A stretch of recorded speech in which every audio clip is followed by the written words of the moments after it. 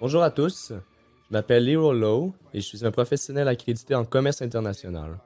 Aujourd'hui, je vais vous parler de la gestion des flux de trésorerie. Dans le secteur du commerce international, les flux de trésorerie peuvent représenter des défis.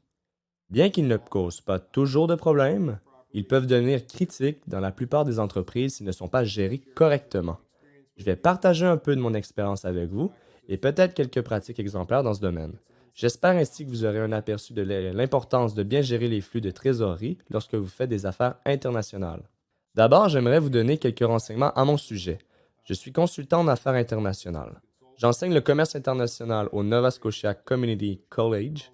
Je travaille dans le milieu du commerce international depuis plus de 25 ans.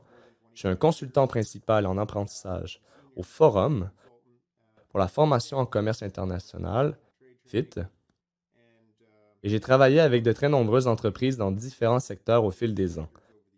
Les récits que je veux partager avec vous aujourd'hui concernent les flux de trésorerie.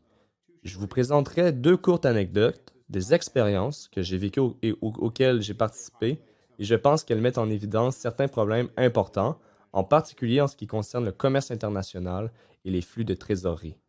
Je vais essayer de vous relater ces événements de la façon la plus précise possible, pourquoi cela s'est produit, ce qui pourrait être fait à ce sujet et comment résoudre ce problème ou veiller à ce qu'il ne se reproduise plus.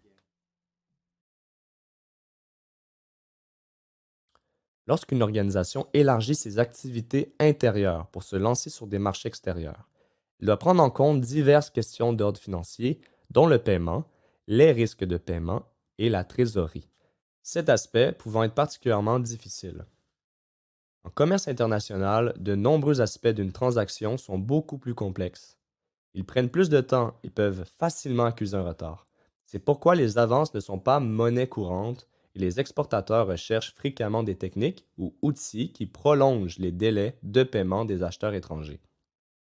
Les sociétés qui mènent des activités internationales font face à des incertitudes en raison de différents facteurs, notamment les retards de transmission ou bancaires, les conversions de devises, ainsi que le non-paiement et les retards de paiement des clients.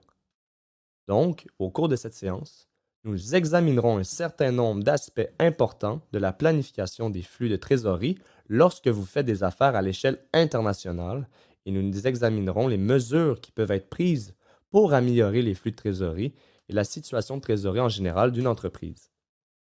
Toute bonne trésorerie nécessite une facturation rapide, une surveillance étroite des comptes débiteurs en souffrance et des suivis en temps opportun pour accélérer le recouvrement. Elle nécessite aussi une gestion prudente des sorties de trésorerie, de la dette de l'entreprise et d'autres formes de financement et d'assurance crédit liées aux transactions.